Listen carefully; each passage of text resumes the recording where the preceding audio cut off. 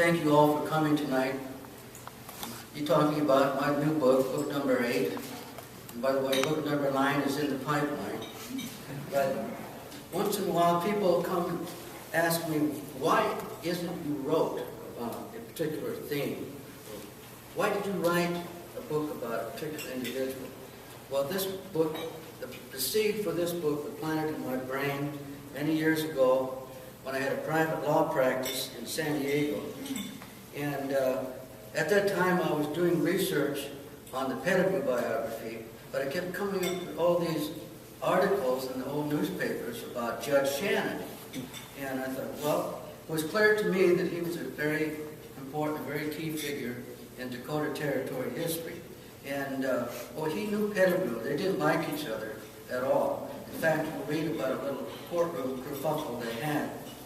But anyway, then I found out that as an old man, Judge Shannon moved or lived in San Diego, and that he had died in a very freak horse and buggy accident on the main street of the city of San Diego, which is now Broadway. And then that intrigued me even more. And then I came across a city park in the old part of San Diego, near where I lived in Mission Hills, and I noticed there was a bunch of gravestones tucked away in the corner of the park. And I thought, this is odd. You got all these picnic tables, the playground equipment, all these gravestones. And then in the middle of the park, in a raised area, there was these plaques. And on the plaques were the names of all the people who were buried in that cemetery. And one of them was Peter C. Shannon. So now I know I was really on to something. So I decided that I would write a book at some point in time that combined my knowledge of the law or my interest in the history of the American West, particularly Dakota Territory. So, Peter C. Shannon, he was originally from Pennsylvania, western Pennsylvania. His parents immigrated from Ireland. He grew up rural, got what was called a classical education. He dabbled in poetry and writing and went to law school. And then he found his real niche in life. He became a lawyer. And he actually he served a term as a judge. And then when the Civil War erupted, he enlisted in a cavalry unit from Pennsylvania and served for a short period of time. But he was really into politics. And he knew Lincoln. He knew Edwin Stanton. And so he was very well connected by the time he got to Dakota. And it wasn't until 1873 that then President U.S. Grant appointed him to be the Chief Justice of the Dakota Supreme Court.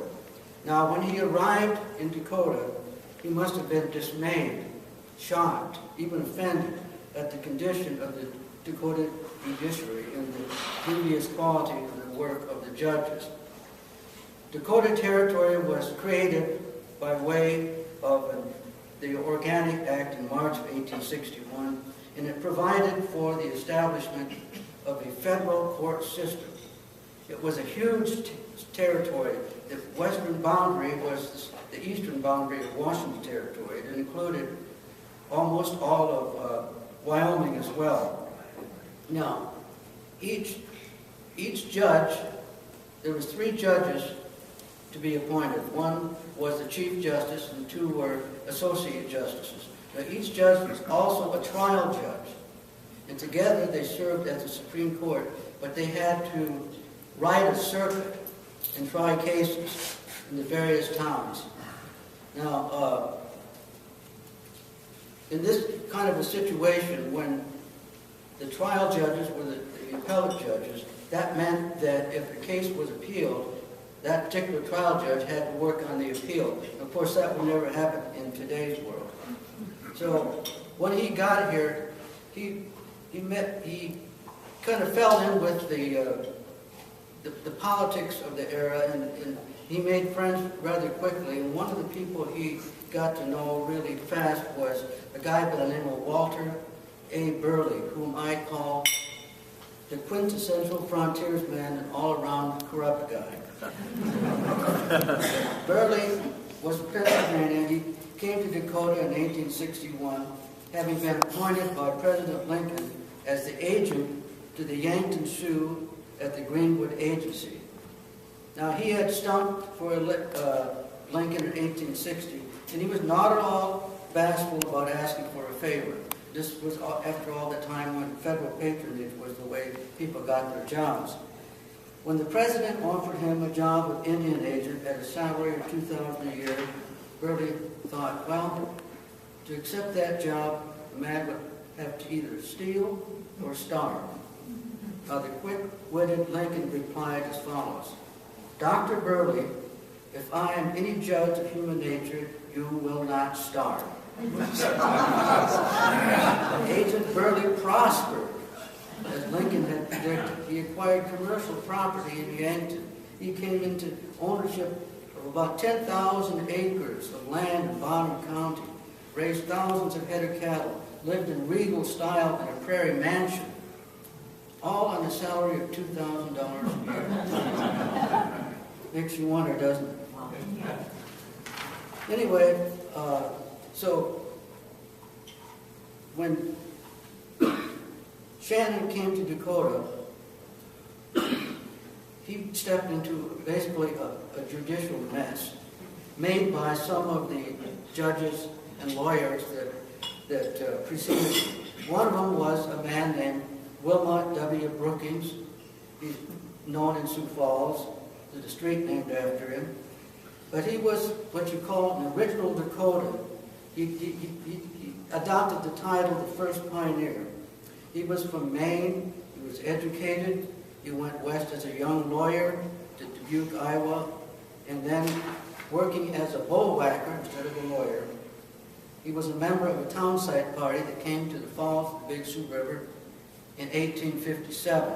Now, he was instrumental in starting Sioux Falls and giving it a start, but he met with a serious and debilitating accident in 1858 that resulted in the amputation of both legs below the knees. But he, instead of going back east, he stayed in Dakota and he hobbled around on artificial legs and a cane. Keep that cane in mind. Now, at the urging of many high-profile political figures from Maine, his friends, he was awarded the job of Associate Justice of the Dakota Supreme Court in 1869. Now, this was a high honor to be sure, but it became the source of many problems for Brookings, who just couldn't stay out of trouble. In the fall of 1869, the grand jury indicted Brookings for perjury in connection with land fraud. It was claimed that he took a homestead near Vermilion, that he swore he lived there, built a house, and improved the land. Well, the grand jury believed otherwise. But of course, there was politics involved in all this. And they were motivated to bring this indictment against him, just to embarrass him and try to get him kicked off the Supreme Court. It was dismissed, but another grand jury in 1870 found another indictment, also for land fraud. And to dress up the charges, it was alleged that Brookings was moved, instigated by the devil. The devil made him do it. Now, you know, I'm a lawyer, and to see that this kind of stuff was put in legal documents just makes me want to laugh, but it was serious then, and this case was not dismissed. The trial was held. He was charged, and with the complicity of one of his friends, who happened to be the Chief Justice of the Supreme Court, and who was trying the case. The guilty verdict, a not guilty verdict, was the result. But despite all these legal problems, Brookings still had to preside over trials, including a criminal trial that resulted in the first death penalty handed down in Dakota Territory. But he's better known for his politics. And it just so happened that in 1872, while he's still on the bench, at a political rally, he took his cane and struck an editor of a rival newspaper. Now, this was called, laughingly, a cane presentation. In those days, a politician had to use all the resources at his disposal. So as a result of this canned presentation, Judge Brookings, and keep in mind he is a federal judge, was arrested and charged with assault and battery. And he was tried before a justice of the peace who found him guilty, fined him $1, paid the dollar, and he was released. But to celebrate, he ordered a keg of beer brought over from the brewery so that everybody could indulge and have a good time after the trial was over. Now, the Chief Justice that tried this case was a guy by the name of George Prince. And if you think Brookings was a bad judge, this guy was a complete airhead. He knew nothing about the law, nothing, and yet he was the Chief Justice. He was from Maine. He was a friend of both Burley and Brookings. He was a lawyer and served as a judge, a county judge in Maine, but he just had no idea about procedural or substantive law. And he was referred to as old necessity because of the old saying that necessity knows no law. And it was said that he never made a decision from the bench without consulting one of the attorneys on the case. For example, during Brookings' trial, Brookings was a defendant defending himself. He said, "Now, Judge Brookings, how would you decide if you were judging this case?" Can you imagine today's judge saying anything like that? Well, things were about to change. A real judge arrived in Yankton to take charge. He brought real legal talent to Dakota. He had a real legal education. He was a learned lawyer and a former judge. He had a keen understanding of the law, and he instilled integrity and dignity to the Dakota jury system. He was the first judge that could make juries take their oath, their job seriously. He was also involved in revising the codes. And now Yankton had some pretty good legal talent, but generally speaking, in those days, if you wanted to be a lawyer, you just think, well, you know, I think I want to be a lawyer. Now I know this George Smith over here, he's a lawyer. I'll see what I can do. I'll go over there and read law in his office for a few weeks or a few months. And the lawyer gets to like him and takes him around other lawyers, and they get together with the judge, have a few drinks and a couple of laughs, and bang, zoom. He's a lawyer. That's how it was on the frontier. Now, Peter Shannon presided over a number of interesting trials, but the one I'm going to talk about is the one that you're probably most familiar with, is that of Jack McCall for the murder of Wild Bill Hickok. Now, Shannon has been largely ignored by historians and, up until this book, essentially a forgotten man. But if there's anything out there that he is remembered for, it gets mentioned, for it is the McCall trial for the murder of Hickok. So as long as people have an interest in Wild Bill and McCall, Shannon's name will get some mention. Both McCall and Hickok, shooter and victim, were drawn to the Black Hills because of the gold rush. Hickok came there in summer of 1867, along with a caravan of other personnel, notable characters, including Calamity Jane and Colorado Charlie. Now he stood out from among the miners because he was pretty well dressed. And at one point in time, the U.S. Marshal from Yankton was visiting Deadwood, and he noticed this tall, well-dressed man with long curly hair who stood out dramatically from the other prospectors. And he said, "Looked like a preacher." So he asked the man about the tall stranger, and the man said, "Fellow from Kansas. Say he's killed 37 men. They call him Wild Bill." Well, that's an exaggeration, of course. But during his stay in the Black Hills, a short stay, he did some prospecting, some shooting, but not at people. Did a lot of drinking and a lot of gambling. Didn't kill anybody. Wanted to keep a low profile. He was interested in gold. McCall was from Kentucky. Hickok from Illinois. McCall was said to have been a buffalo hunter in Nebraska, a crooked-nosed grifter, a ne'er-do-well. One Black Hiller once said McCall was more of a dance hall dude than a tough customer. Now Hickok, on the other hand, was a celebrity of sorts whose reputation as a gunfighter for the most part was well earned, but he also was played upon by newsmen and other writers who not only idolized men like Hickok, but sought to exaggerate their wildness so as to create characters that were a combination of myth and fact. But we know one fact is undeniable, that McCall shot Hickok in the back of the head while Wild Bill was playing cards in Deadwood at the number 10 saloon with Captain Bill Massey, Carl Mann, and Charlie Rich. The bullet exited his head and went into the left wrist of Captain Massey, the city prosecutor. Now, this murder in Deadwood, well, for one thing, it's meant countless millions of dollars of tourist money to people come to Deadwood. But it also solidified the celebrity status of one of the most important figures in the Wild West and became the platform for which Judge Peter C. Shannon handed down one of the most unforgettable death sentences in American history. Wild Bill did not fake his death. He was dead, dead, dead. That only seemed to enhance his reputation and popularity. So, they captured McCall, got to find out what they want to do with him.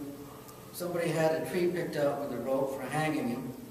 Cooler heads prevailed, so they said, well, let's do a miners' court. That's what they do in miners' camps. Now, the Black Hills was a part of the 3rd Judicial District, but it was also an Indian country by treaty and was not subject to territorial law. Now, Deadwood was a very new town. There was no county organization, no officials of any kind to make an arrest or to conduct an investigation, an examination, or a trial. So they appointed a judge, they appointed defense counsel, they appointed a prosecutor. And McCall's defense was essentially that he feared for his life. He insisted, well, Bill had killed his brother in Kansas. This was a lie. It turned out that McCall had sisters in Kentucky, but no brother in Kansas or anywhere else. He was acquitted by a makeshift jury in the miners' court, and he left Deadwood.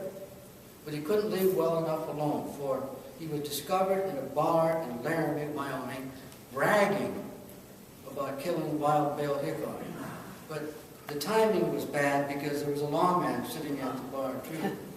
So Jack was rearrested, taken to Yankton, and put in jail, where he would face a real judge and a jury. Now, on October 18, 1876, McCall was indicted for murder, after which he entered a plea of not guilty. He signed a statement, the names of all the witnesses he wanted to call on his behalf, and the court authorized warrants to find these people. Okay, the trial, the real trial, commenced on December 4th, 1876, in the U.S. District Court in Yankton, with Judge Peter C. Shannon presiding. McCall had no witnesses on his behalf, but none of the people whose names were on the list could be found. William Pound was the prosecutor. McCall was represented by appointed counsel. He didn't have any money. One of his lawyers was Oliver Shannon, the judge's brother. Maybe, maybe not. The other was William H. Beadle, who went on to be one of the key political figures in South Dakota history. Now, a jury was selected, an indictment was read, which, in terms of its wording, just mutilated the English language. I'm just going to read just a little teeny bit of it. The said John McCall, in his right hand, then and there, which said revolver pistol, held it against the head of said William Hickok, did shoot and discharge a loaded bullet by means of shooting off discharging the revolver pistol.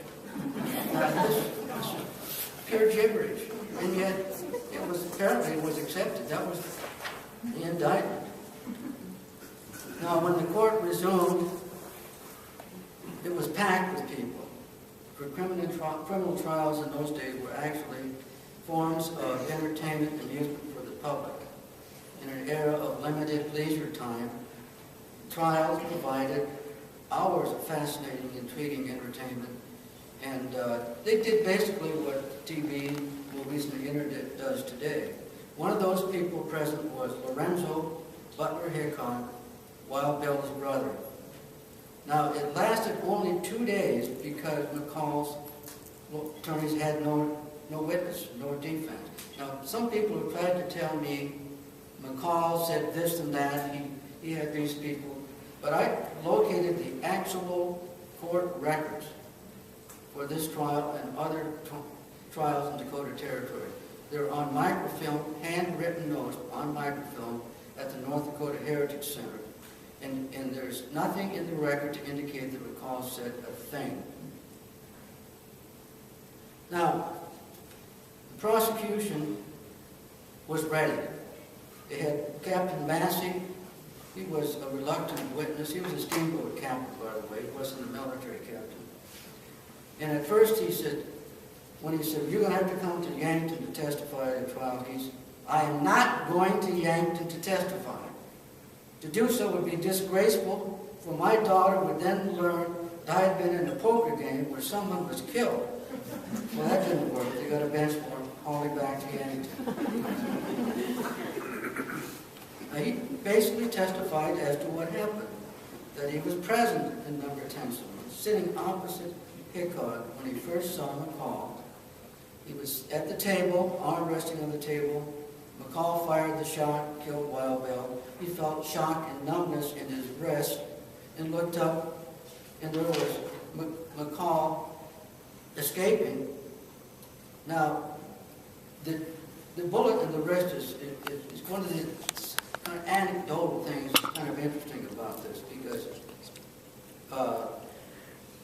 when he came to Yankton, he was swaggering about the saloon saying, "The bullet that killed Wild Bill has come to town." And over the years, he used this to get a lot of free drinks. Anyway, McCall was found guilty, and on January 3rd, 1877, he was sentenced to death by hanging.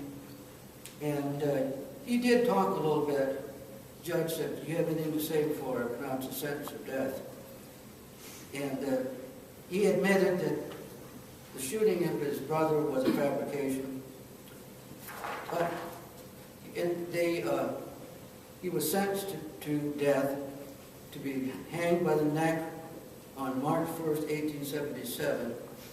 And it was appealed, but that appeal was easily overturned. And President Grant refused to commute the sentence. And as we all know, he was hung and buried in the cemetery nearby.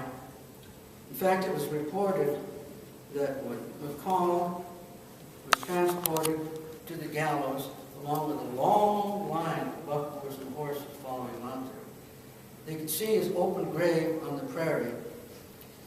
And then, but he was not fated to rest there very long, for in 1881, when a new Catholic cemetery was opened for business, McCall's body was exhumed, and it was just, they had to take a peek at it, of course. Discovered that he was in his coffin with the rope still around his neck. Now, McCall was just one of the many Shannon trials that he presided over the years on the Dakota bench, and he dealt with firebugs, horse thieves, a lot of horse thieves. And he was serious about stamping out crime, but he was also careful and impartial. He stayed in Yankton till 1885, and then, as I said, he went to San Diego, where he was killed, and basically buried in an unmarked grave. Well, thank you all for listening, and hope you enjoy the book.